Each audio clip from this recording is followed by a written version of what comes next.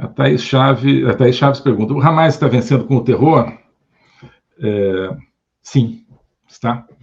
Diz ela, o Bin Laden perdeu militarmente e foi morto, mas os Estados Unidos, a liberdade, o mundo nunca mais foram os mesmos desde o 11 de setembro. Perfeito. O Bin Laden venceu em grande parte.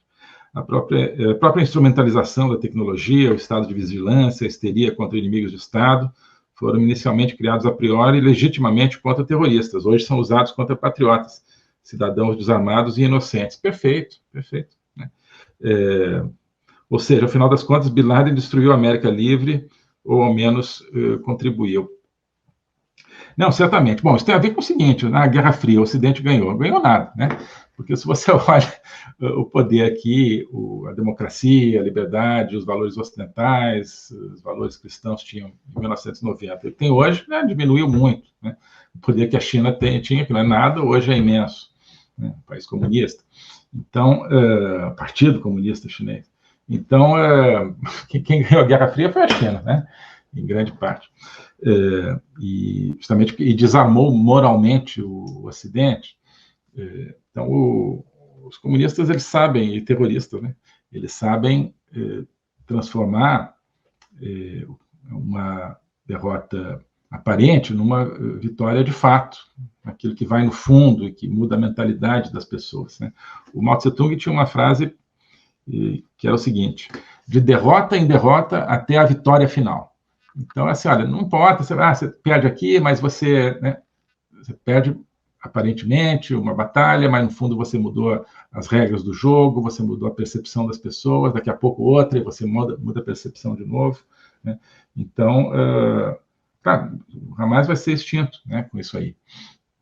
Israel não vai deixar. Mas ganhou, já ganhou. Né? Colocou todo o mundo árabe que estava se aproximando de Israel, agora, pelo menos, parou a aproximação com Israel, por muito tempo. Né? Colocou milhões de muçulmanos nas ruas na Europa, nos Estados Unidos, e não só muçulmanos, a favor do Hamas, colocando pressão sobre seus governos, e assim por diante. Então, é por aí sim, tem toda a razão.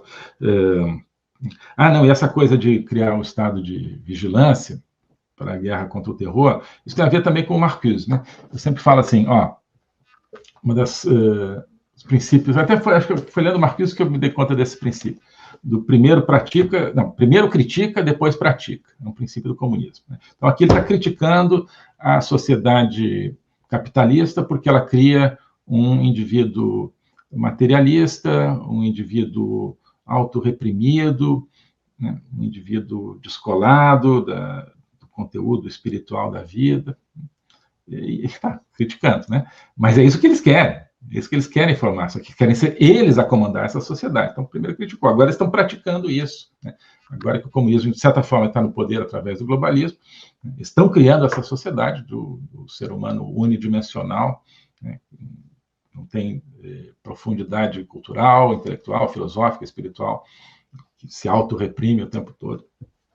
Tá certo?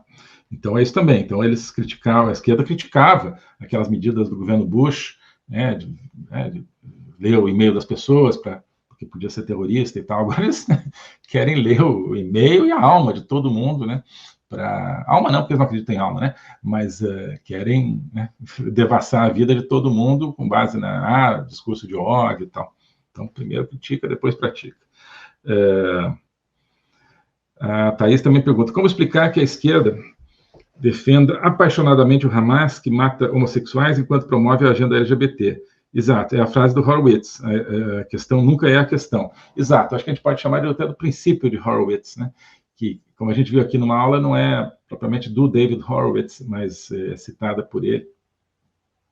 E de alguém que ele ouviu, não tem uma pessoa que fez essa frase, mas essa frase é perfeita, né? The issue is not the issue, is never the issue. The issue is always the revolution. Né? A questão não é a questão é sempre a revolução. Né?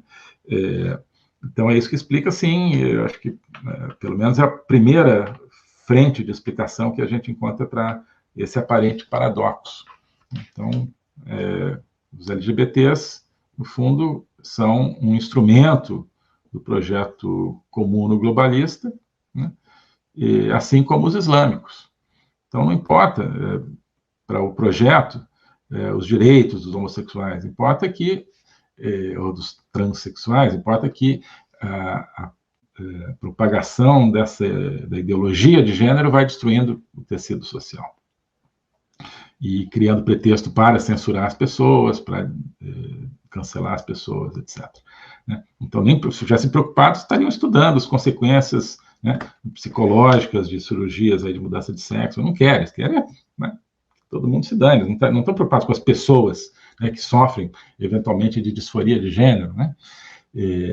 Então, a questão é a causa, a questão é a revolução. Ou seja, a desconfiguração e reconfiguração da sociedade do jeito que eles querem, do mesmo jeito o Islã, né, é instrumentalizado. Então, aqui, o Islã também tem essa teoria. Então, o Islã pode estar instrumentalizando a esquerda ocidental para os seus fins, um está instrumentalizando o outro. Mas a regra de Horowitz aqui, ou o princípio de Horowitz, acho que se aplica assim, né? Em qualquer desses casos, a explicação está nisso. Nenhum quer aquilo que está dizendo que quer. Que é aquilo como plataforma para uma destruição né, da sociedade tal como ela é e uma formação de uma outra sociedade do jeito que eles querem. E temos aqui, acho que mais, desculpa, um comentário aqui. Valdinei, o terrorismo de Estado foi praticado com legitimidade, utilizado como forma de construção social? Sim, forma de construção social total. Sim, legitimidade de acordo com a tese do Lenin, né, de que tudo vale. E que Stalin já aplicou muito bem a partir dos final dos anos 20, começo dos anos 30, e Mao Tse-tung também aplicou.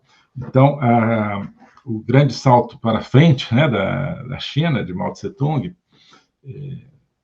anos 50, na verdade matou dezenas de milhões de pessoas de fome, porque ele falou assim, não, temos que mudar o esquema agrícola da China, do jeito que está não dá, não pode ter nenhuma produção privada, e o que aconteceu foi uma desarticulação completa da produção, as pessoas não tinham o que comer, tudo que por acaso produzissem era confiscado pelo Estado, não dava para alimentar as pessoas, né? As pessoas começaram a comer a casca das árvores, e quem não conseguiu sobreviver assim morreu. Isso não foi assim uma falha, o Mao Tse-tung, acho que eu estava errado, acho que não era assim que a gente reformava a agricultura da China, foi mal, vamos mudar. Não, era de propósito, assim como Stalin lá também, né? É de propósito, é para quebrar a sociedade, é para quebrar o ser humano, né, morrendo de fome, aquele que sobrevive está quebrado, está na mão do Mao Tse-tung, está na mão do Stalin, está na mão do partido, é para colocar o ser humano na mão do partido que eles fizeram isso. Né?